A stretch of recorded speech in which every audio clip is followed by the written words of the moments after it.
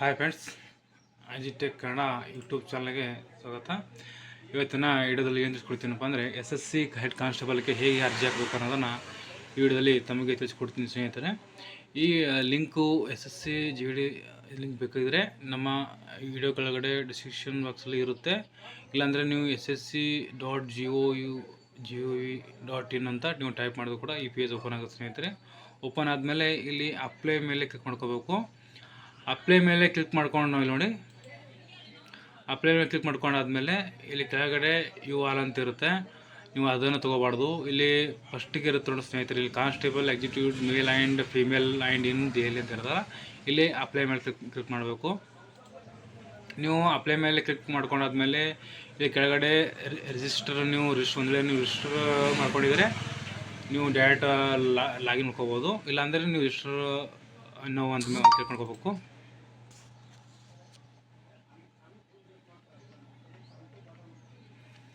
ಮಾಡ್ಕೊಂಡಾದ್ಮೇಲೆ ಕೆಳಗಡೆ ಕಂಟಿನ್ಯೂ ಅಂತ ಇರುತ್ತೆ, ಅದ್ರ ಮೇಲೆ ಕ್ಲಿಕ್ ಮಾಡಿ. ಮಾಡ್ಕೊಂಡಾದ್ಮೇಲೆ ಕೆಳಗಡೆ ನೋಡಿ ಸ್ನೇಹಿತರೆ, ಇಲ್ಲಿ ಪರ್ಸನಲ್ ಡೀಟೇಲ್ಸ್ ಅಂತ ಬರುತ್ತೆ. ಇಲ್ಲಿ ನಾನು ಆಲ್ರೆಡಿ ಹಾಕಿದ್ದೀನಿ ಇಲ್ಲಿ ಆಧಾರ್ ಕಾರ್ಡ್ ನಂಬರು. ಇಲ್ಲಿ ಪರ್ಸನಲ್ ಡೀಟೇಲ್ಸ್ ಅಂತ ಬರುತ್ತಲ್ಲ, ಇಲ್ಲಿ ಕೆಳಗಡೆ do you have Aadhaar number ಅಂತ ಕೇಳುತ್ತೆ. ನೀವು ಆಧಾರ್ ಕಾರ್ಡ್ ನಂಬರ್ ಕೂಡ ಎಂಟ್ರಿ ಮಾಡ್ಕೊಳ್ಳಿ.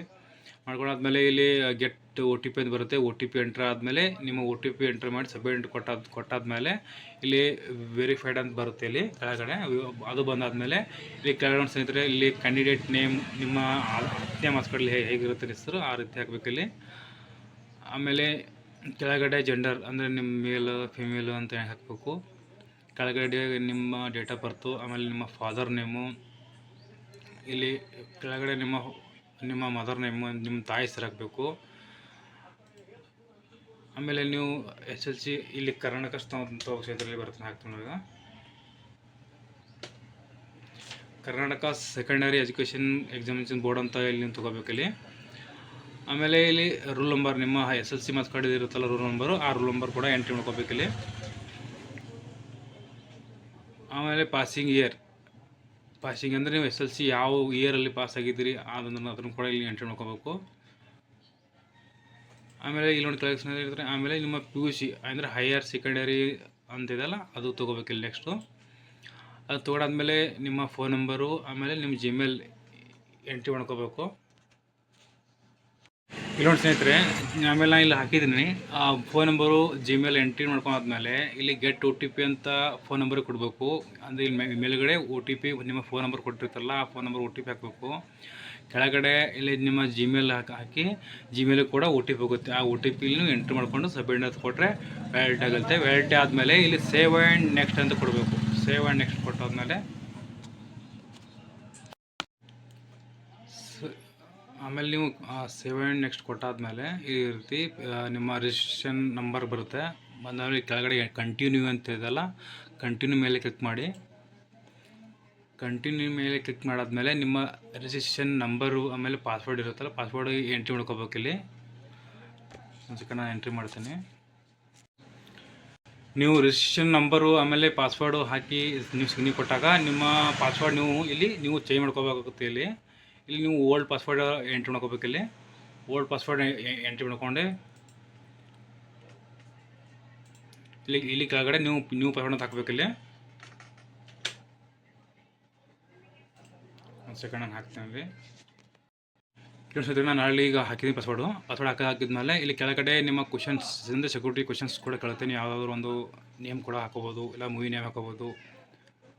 ಅಂದರೆ ಇಲ್ಲಿ what is your name, first school name ಕೂಡ ಹಾಕೋಬೋದು. ನಾನು ಇವಾಗ ವಾಟ್ ಈಸ್ ದ ಫೇವರೆಟ್ ಪವನ್ ಸಿಟಿ ಅಂತ ಹೋಗ್ತೀನಿ. ಇಲ್ಲಿ ಒಂದು ಸಿಟಿ ಎಂಟರ್ ಮಾಡೋಲ್ಲಿ ಒಂದು ಸೇಮ್ ಇದು ಸೆಕೆಂಡ್ ಕ್ವಶನ್ನು, ಫೇವ್ರೇಟ್ ನೇಮು.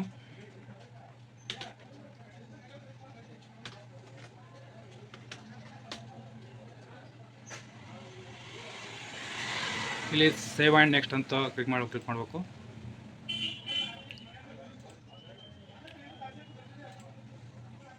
ಕೊಟ್ಟಾದ್ಮೇಲೆ ಇವಾಗ ಏನು ಚೇಂಜ್ ಮಾಡಿರಲ್ಲ ನಿಮ್ಮ ಪಾಸ್ವರ್ಡು, ಆ ಪಾಸ್ವರ್ಡ್ ನೀವು ಇಲ್ಲಿ ಎಂಟ್ರಿ ಮಾಡ್ಕೋಬೇಕು ಸ್ನೇಹಿತರೆ. ಇಲ್ಲಿ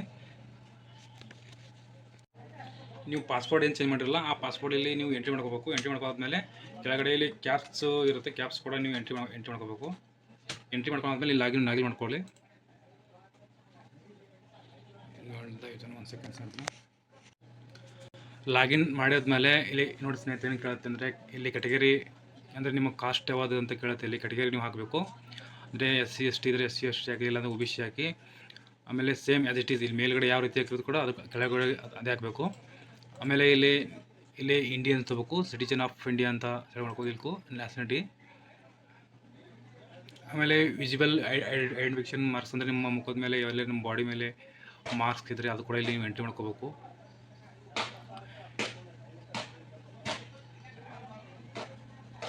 ಆಮೇಲೆ ಇಲ್ಲಿ ಕೆಳಗಡೆ ನೋಡಿ ಸ್ನೇಹಿತರೆ, are you person with benchmark ಅಂದರೆ ನೀವು ಏನಾದರೂ ಅಂಗವಿಕಲ ಇದ್ರೆ ಅಂತ ಕೇಳ್ತೀರಿ. ಎಸ್ ಆದರೆ ನೀವು ಎಸ್ ಅಂತ ತೊಗೋಬೇಕು, ಇಲ್ಲಾಂದರೆ ನೋ ಅಂತ ತೊಗೋಬೇಕು. ಹಾಗೆ ಇಲ್ಲಿ ಕೆಳಗಡೆ ಬಂದು ಇದು ಸೇವ್ ಆ್ಯಂಡ್ ನೆಕ್ಸ್ಟ್ ಕೊಡಬೇಕು ಸ್ನೇಹಿತರಲ್ಲಿ.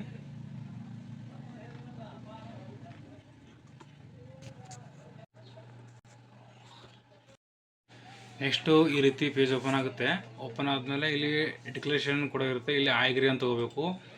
ಆಯ್ಗ್ರಿ ತೊಗೊಂಡು ಇಲ್ಲಿ ಫ್ರೀ OTR ಅಂತ ಬರುತ್ತೆ. ನೀವು ಎಷ್ಟೊತ್ತು ಏನು ಅಪ್ಲೈ ಹಾಕಿದಿರಲ್ಲ ನಿಮ್ಮ ಡೀಟೇಲ್ಸು ಅದು ಪೂರ ಇಲ್ಲಿ ಶೋ ಆಗುತ್ತೆ.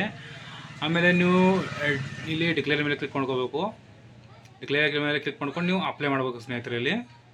ಅಂದರೆ ಇಷ್ಟೊತ್ತು ನೀವು ನಿಮ್ಮ ಪರ್ಸನಲ್ ಡೀಟೇಲ್ಸ್ ಕೂಡ ನೀವು ಎಂಟ್ರಿ ಮಾಡಿದರೆ ಈ ರೀತಿ ಪೇಜ್ ಓಪನ್ ಆಗುತ್ತೆ. ಈ ರೀತಿ ಪೇಜ್ ಓಪನ್ ಆದಮೇಲೆ ಇಲ್ಲಿ ನೀವು ಅಪ್ಲೈ ಅಂತ ಕೊಡಬೇಕು ಸ್ನೇಹಿತರೆ. ಇಲ್ಲಿ ಕೊಟ್ಟಿದ್ರೆ ನೋಡಿ ಡೇಟು, ಅಪ್ಲಿಕೇಶನ್ ಸ್ಟಾರ್ಟ್ ಡೇಟು 26/9 ಅಂತ, ಲಾಸ್ಟ್ ಡೇಟ್ ಬಂದುಬಿಟ್ಟು 17/10 ಅಂತ. ಇಲ್ಲಿ ಅಪ್ಲೈ ಅಂತ ಮಾಡಿ ಸ್ನೇಹಿತರಲ್ಲಿ.